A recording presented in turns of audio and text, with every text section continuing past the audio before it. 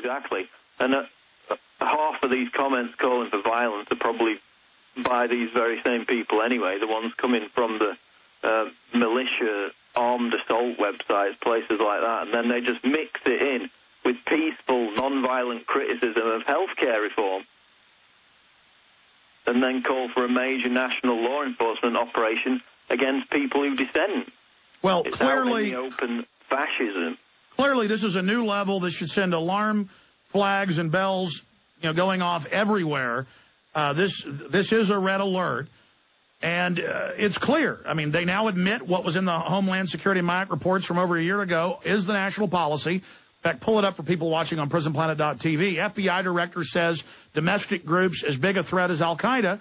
Obama says that we're supposedly working with Al-Qaeda with suitcase nukes that I guess we made in our kitchens or something, and that we're racist.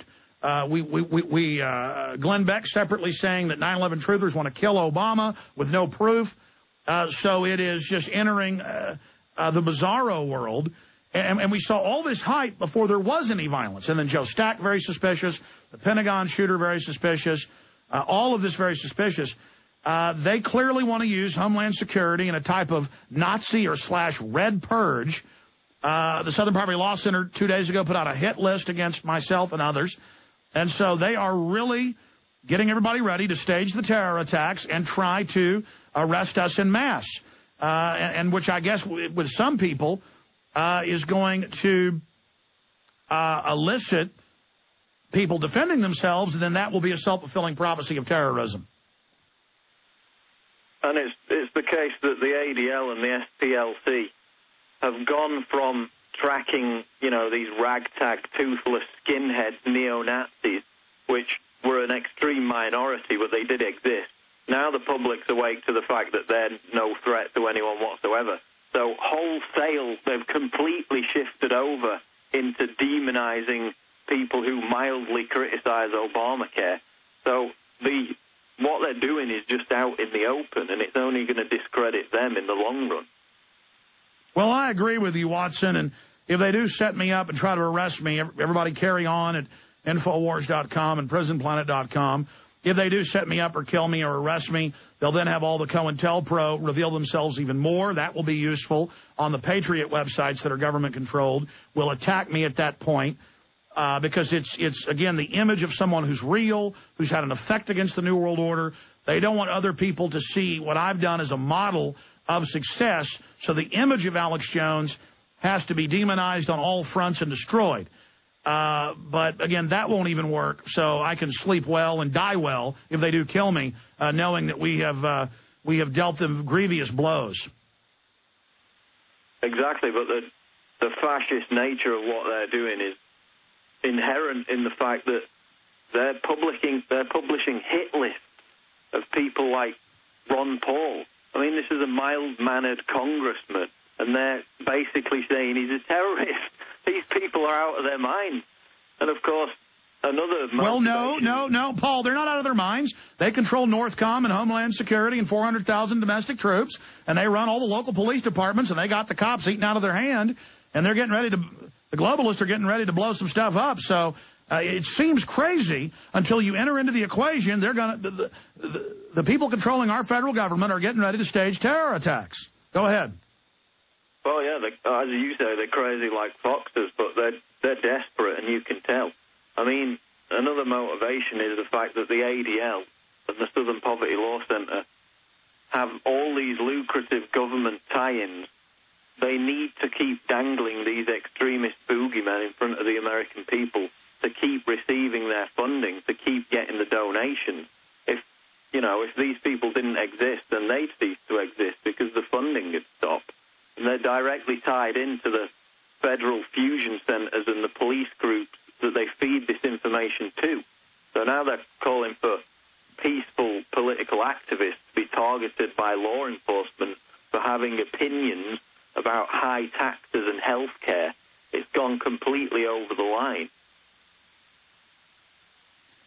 Well, it has, Watson, and it just shows the hot nature. For those that don't know what that means, this is not a cold war against the American people by the banks.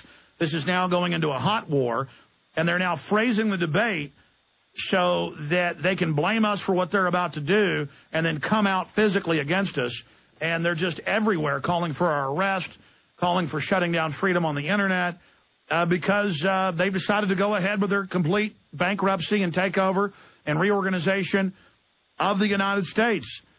And it's just too bad the public got so decadent and dumbed down, or they would have never allowed this to happen. I mean, if the general public, who's starting to wake up, had any idea just how serious it is, they would be 100 times more concerned. Right. The amazing thing about it is that, I mean, everybody's talking about a new world order. In this report, it says if you talk about fascism or socialism or a new world order, then that's a big red flag that you're in with the domestic terrorists. You've just released a film, Invisible Empire, that has, at least 200 different examples of politicians, leaders, and business people and globalists calling for a new world order. So if you talk about it in a positive light, then, you know, you're part of the mindset of the elite, and that's good. But don't you dare criticize it because you're a domestic terrorist and it doesn't exist anyway.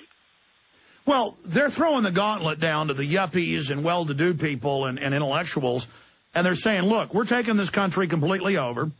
It's going to be a hot police state, and we're going to start arresting people, and we're going to have purges. And if you criticize world government or say you don't want banks taking over, we may arrest you.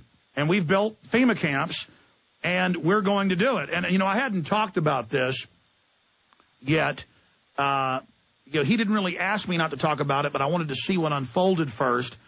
But Jeff Goldberg, who's one of the main people that put, I mean, even in mainstream news, he's credited with writing the reports for major national publications.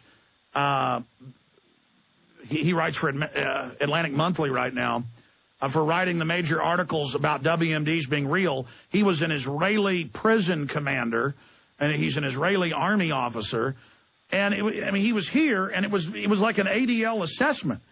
I mean, he came to say he's interviewing me for Atlantic Monthly, and it was literally an assessment. And I said, no, I'm not violent, but I don't like what you guys are doing. And I said, you know, this is my country, and I don't want to be a slave. And I said, and, you know, what the globalists are doing is wrong, and he's gotten all these ADL awards. And he acted real friendly till right at the end of the interview. And I'd seen this with media a lot. And at the end, he got very cold with me, you know, when he left. But, I mean, you know, they're flying. I mean, he's a top-level, you know, neocon, flying them down here to sit there and, I guess, decide what they're going to do to me. And you know, the FBI-run white supremacist groups are calling for my death. I mean, I've got Israel attacking me. I got the white supremacists attacking me, all because I don't want to be a slave and my family to be slaves. So, Watson, this is a very, very dangerous time when I've got Israeli army officers, you know, here at my office. I mean, it's getting creepy, Watson. And I agreed to meet with them because, you know, it's like a foreign government coming to talk to me. And I just said, look, I mean, you know, what you're doing's wrong. What the government's doing's wrong. And I'm a good person. And he was like, well, I realize that and understand that, you know, but it's just, but still, it's like he's a foreign army and I'm the evil American, and that's the end of it. You know, it's kind of like two soldiers across the line smoking cigarettes, talking to each other. And what do you say to that, Watson? Well, yeah, I mean, that's exactly what it is. They're trying to silence their political opposition. They don't care about violent extremist threats. If anything violent did happen, then they'd be the ones to benefit from it. So, you know, we're the opposition, we're the enemy. They have to shut down our free speech to get their agenda ran through. And that's why they're characterizing everybody as extremists and terrorists, because it's designed to chill free speech. And this is an act of terrorism itself, saying Ron Paul and Napolitano are basically terrorists. They say they're terrorists. I mean, this is... They're terrorists? Come on. Thank you, Watson.